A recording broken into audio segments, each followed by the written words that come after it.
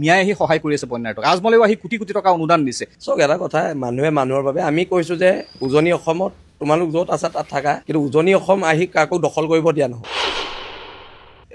আমাৰ বহুত শাসকীয় বিধায়ক ইয়াত জড়িত আছে। সুশান্ত বৰগোহাঁয়ে কমিশ্যন পায় তাই। মুখ্যমন্ত্ৰীয়ে এটা সততাৰ পৰিচয় দিয়ক। আমাৰ ওপৰত NSA লগোৱাতকৈ এই যিকেইটা কয়লা মাফিয়া আৰু শিল মাফিয়াকেইটাৰ ওপৰত NSA লগাই প্ৰথমতে আপোনালোকে শিৱসাগৰ জেলত ভৰাওকচোন। বদৰুদ্দিন আজমল আহি পেলাই ইয়াত 2 কোটি নে 1 কোটি টকাৰ সাহায্য দিম বুলি কৈছে। এই শিল মাফিয়াকেইটাৰ ওচৰত 100 কোটি 200 কোটি টকাৰ ওপৰত আছে, কেছত আছে ঘৰত।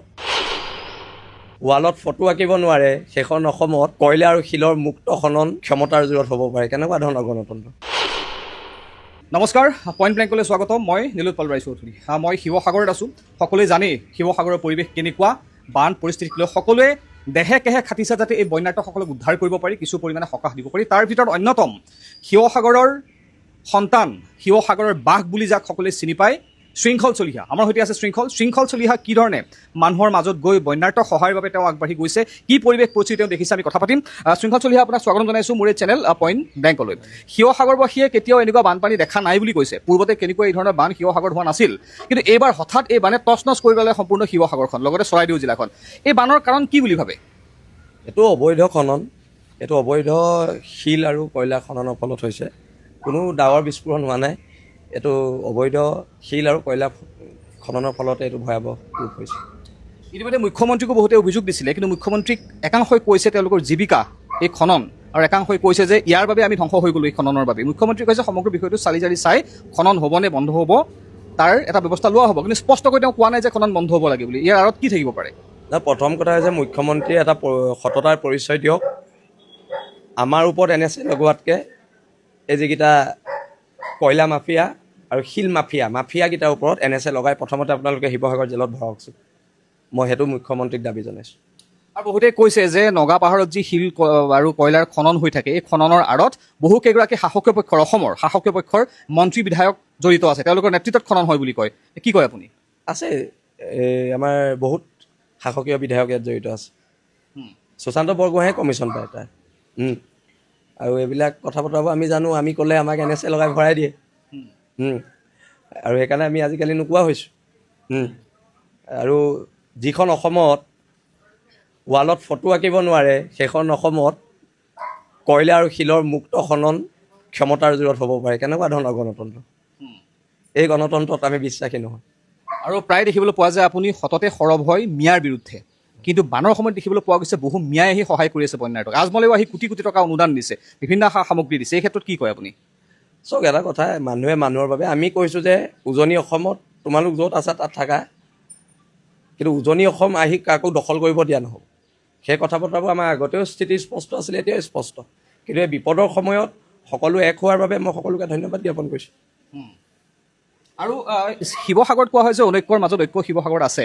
এই বান পৰিস্থিতি দুৰ্যোগৰ সময়তো কিন্তু একতা দেখিবলৈ পোৱা গৈছে। সেই একতাৰ ছবিখন কি?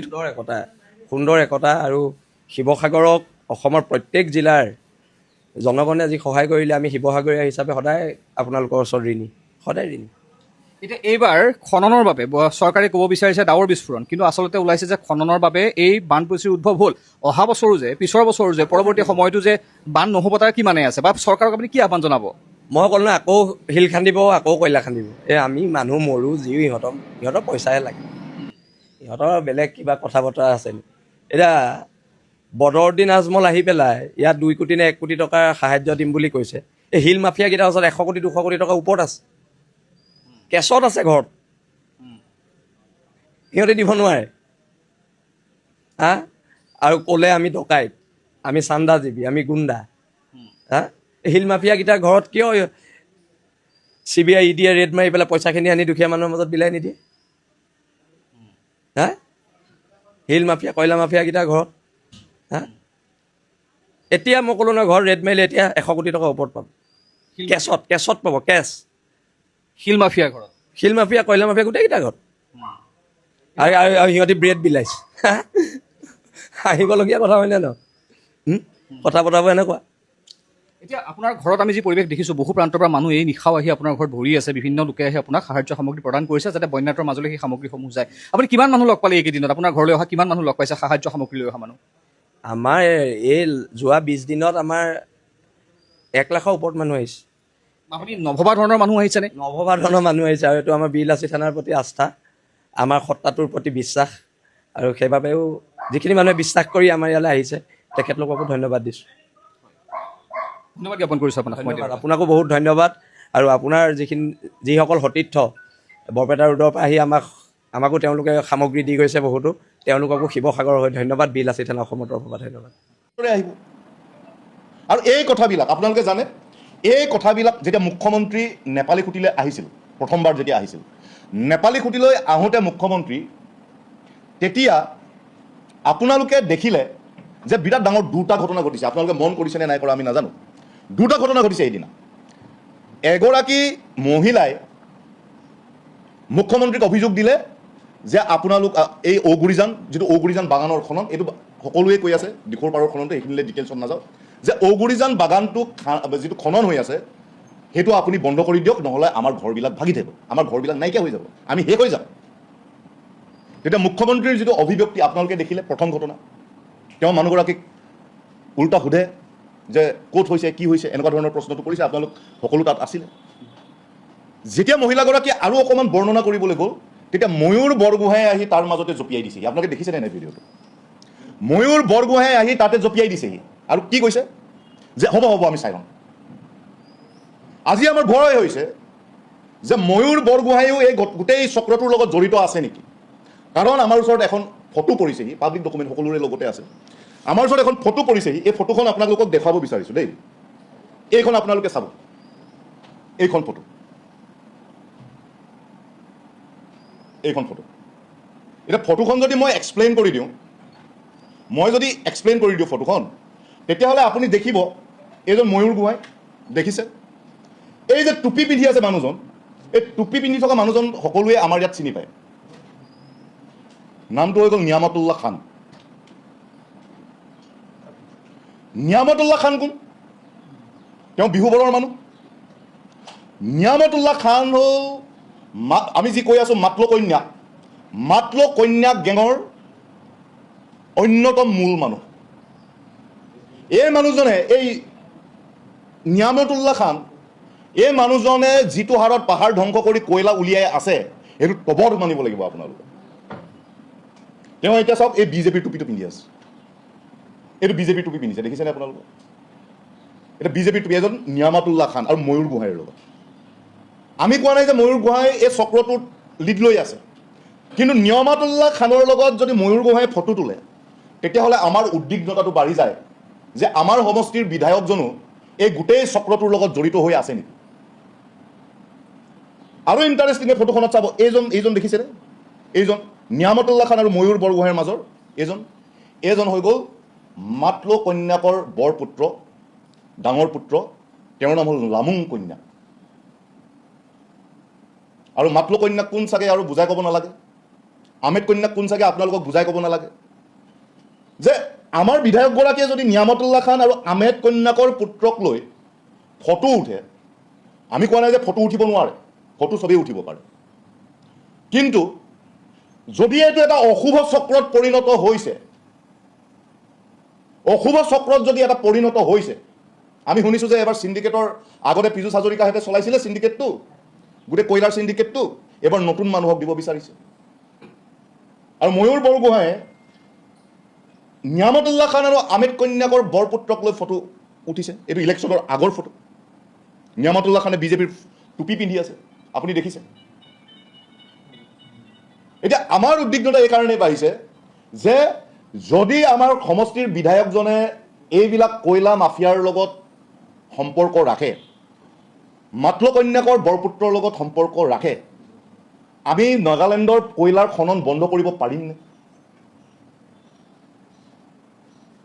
আমি নাগালেণ্ডৰ কয়লা খনন বন্ধ কৰিব পাৰিমনে? আমি দিখৌৰ যিটো খনন, দিখৌৰ যিটো আপোনালোকে জানে, দিখৌখন কেনেকৈ খান্দি শেষ কৰি পেলাইছে, আপোনালোক স্থানীয় সাংবাদিক সকলোৱে জানে দিখৌখন কেনেকৈ খান্দি শেষ কৰি পেলাইছে, গোটেই দিখৌৰ পাৰবিলাক। যদি স্থানীয় বিধায়কজনেই এই মাফিয়াবিলাকৰ লগত লগ লাগে, তেতিয়াহ'লে আমি আমাৰ জেগাবিলাক বচাব পাৰিমনে? আমি নাজিৰাখন, আমাৰ শিমলুগুৰি, আমাৰ চেতিয়া সন্দিকৈ গাঁও, আমাৰ বিহুবৰ, আমাৰ চন্ত, আমাৰ ৰজাপুৰ, আমাৰ হোলাং কাটনি গেলেকী এইবিলাক ঠাই আমি বচাব পাৰিমনে?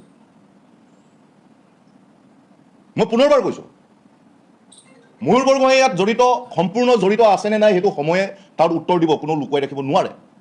কিন্তু এটা কথাটো খাটাং যে এই ফটোখনে আমাক উদ্বিগ্ন কৰিছে, এই ফটোখনে আমাক উদ্বিগ্ন কৰিছে। গতিকে আমি মুখ্যমন্ত্ৰী মহোদয়ক এটাই আহ্বান জনাব বিচাৰোঁ এই সংবাদমেলৰ যোগেদি যে এই নগা পাহাৰৰ কয়লা খনন, দিখৌৰ মানে পাৰ খনন, এইটো অতি শীঘ্ৰে বন্ধ কৰিব লাগে। কিন্তু মুখ্যমন্ত্ৰীয়ে কয় যে মই কেনেকৈ বন্ধ কৰিম। মুখ্যমন্ত্ৰীয়ে কৈছিল নাই মই কেনেকৈ বন্ধ কৰিম। তাৰমানে গোটেই ঘটনাটোক লৈ মুখ্যমন্ত্ৰীৰ যিটো কেজুৱেল এটিচিউড, অতি তুলুঙা যিটো, তেওঁ কয় যে মই কেনেকৈ বন্ধ কৰিম খনন, নাগালেণ্ডত হৈছে। তুমি নাগালেণ্ডত কয়লা খননটো বন্ধ কৰিব নোৱাৰা, তোমাক আকৌ নৰ্থ ইষ্টৰ নেডাৰ অধ্যক্ষও পাতি ৰাখে। তুমি ঠিক আছে, তুমি নাগালেণ্ডৰ কয়লা খননটো তুমি বন্ধ কৰিব নোৱাৰা, কিন্তু নাগালেণ্ডৰ কয়লাখিনি নিজে উৰি উৰি গৈ বিহাৰ আৰু ঝাৰখণ্ডলৈ গুচি নাযায় শ্ৰীৰামপুৰ গেট হৈ। নাগালেণ্ডৰ কয়লাখিনি যদি যাব লাগে নাগিনীমাৰা হৈ যাব লাগিব, নাগিনীমাৰা হৈ আমাৰ এইটো ৰাস্তাত যাব লাগিব, যদি যাব লাগে গেলেকী হৈ যাব লাগিব, আৰু যদি যাব লাগে তুলি হৈ যাব লাগিব, আৰু আমাৰ ৰাস্তাৰ মাজেদিতো পাৰ হৈ যাব লাগিব। কয়লাখিনিতো নিজে উৰি উৰি নাযায়। তুমি পিছে সেইটো বন্ধ কৰিব পাৰিবানে নোৱাৰা? গতিকে আমি এই সংবাদমেলৰ যোগেদি আমাৰ মুখ্যমন্ত্ৰীক আহ্বান জনাওঁ যে অতি তুলুঙা মন্তব্য দিয়া বন্ধ কৰক। এই বানপানী, এই মহাপ্ৰলয় কি কাৰণে হ'ল ইয়াৰ এটা তদন্ত দিয়ক, CBI তদন্ত দিয়ক। আৰু আমাৰ সমষ্টি, নাজিৰা সমষ্টিৰ বিধায়ক ময়ূৰ বৰগোহাঁইক আমি আহ্বান জনাওঁ যে এই যে অশুভ চক্ৰ এটা তৈয়াৰ হৈ উঠাৰ নিচিনা আমি গম পাইছোঁ বা আমি জানিছোঁ, সেইটো যাতে বন্ধ হয়। আৰু অসমীয়া জাতিক, অসমীয়া মানুহক তেওঁ কালি যিটো অপমান কৰিলে, সেই অপমানটো যাতে আৰু ভৱিষ্যতে নকৰে, তেওঁক আমি আহ্বান জনালোঁ। ধন্যবাদ। যিবিলাক মানুহে সহায় কৰিছে, যিবিলাক মানুহে এই বান সাহায্যটোক এটা গণ আন্দোলনৰ পৰ্যায়লৈকে লৈ গ'ল, সেই মানুহবিলাককে তেওঁ আকৌ আক্ৰমণ কৰিছে। আৰু তেওঁৰ কথা প্ৰকাৰান্তৰে এটাই কথা যে মানুহবিলাকে মানে তেওঁ বান সাহায্যটো যদি মানুহবিলাকে নিদিয়ে তেওঁ বেছি ভাল পায়। হিমন্ত বিশ্ব শৰ্মাই খুদ নিজ মুখে স্বীকাৰ কৰিছে যে 7 দিনলৈকে চৰকাৰৰ কোনো অস্তিত্ব নাছিল, কেৱল অসমৰ জনতাই, আজিৰ ডেটতো আপোনালোকক কৈছোঁ, অসমৰ জনতা যদি উবুৰি খাই নপৰিলেহেঁতেন মানুহ ডিহাইড্ৰেশ্যনত মৰিলেহেঁতেন, পানী খাবলৈ নাপায় মানুহ মৰিলেহেঁতেন, খাবলৈ নাপায় মানুহ মৰিলেহেঁতেন। আজিৰ ডেটতো আপোনালোকে তেওঁলোকে কি কৰি আছে দেখি আছে, তেওঁলোকে কি কৰি আছে দেখি আছে, তেওঁলোকৰ চেলা চামুণ্ডাবিলাকে কি কৰি আছে দেখি আছে। আজি 15,000 টকা তেওঁলোকে সাহায্য ঘোষণা কৰিলে, 15,000 টকাটো তেওঁলোকে সঠিকমতে প্ৰতিটো পৰিয়ালক দিব পাৰিলেনে? প্ৰতিটো পৰিয়ালক 15,000কে দিব পাৰিলেনে? খুদ বিহুবৰ অঞ্চলত, বিহুবৰৰ মানে 2 নং ৱাৰ্ড, 6 নং ৱাৰ্ডৰ পৰা আৰম্ভ কৰি কেইবাটাও ৱাৰ্ডত এতিয়ালৈকে 15,000 টকা পোৱা নাই। সেইটো তেওঁলোকে বন্ধ কৰি দিলে। এটা কামো তেওঁলোকে ঠিকমতে কৰিব পৰা নাই। আৰু তেওঁলোকে পৰা নাই, চৰকাৰে পৰা নাই, জনতাই যেতিয়া ষ্টেণ্ড লৈ ল'লে, জনতা যেতিয়া আহিলে, তেতিয়া তেওঁলোকৰ গা পৰিল।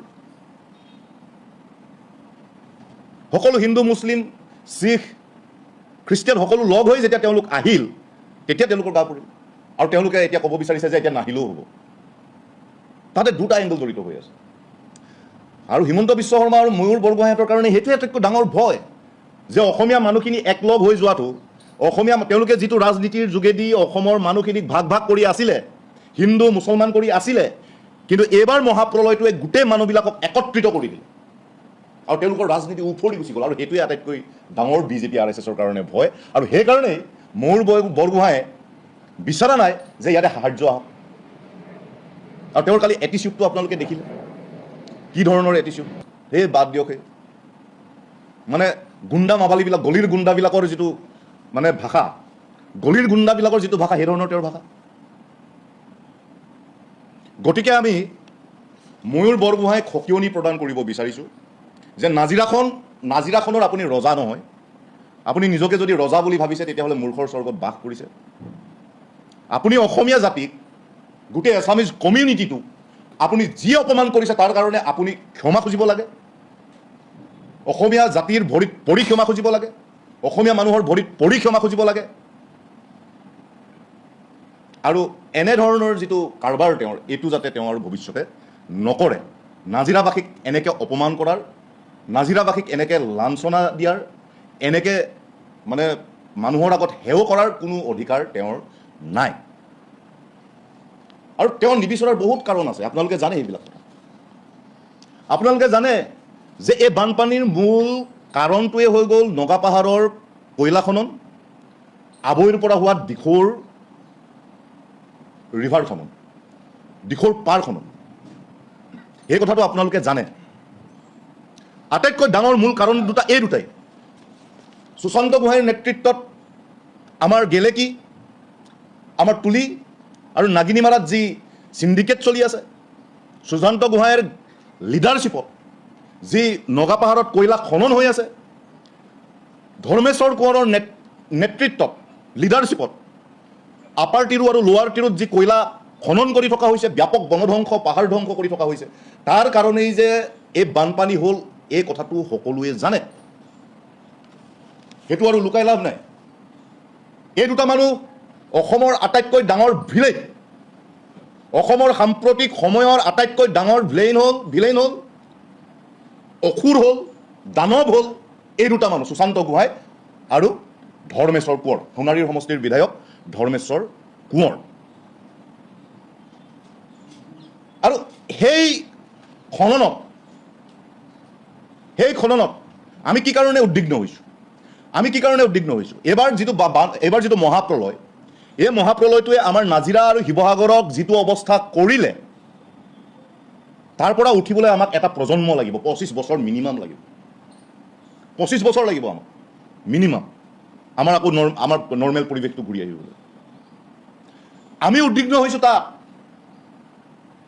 যে এইদৰে যদি অবাধ হাৰত নগা পাহাৰত, মন জিলা, লংডিং জিলা বা তিৰুৰ ফালে এইদৰে যদি কয়লা খনন হৈ থাকে, পাহাৰ ধ্বংস হৈ থাকে, তেতিয়াহ'লে এই বানটোতো প্ৰতি বছৰে আহিব।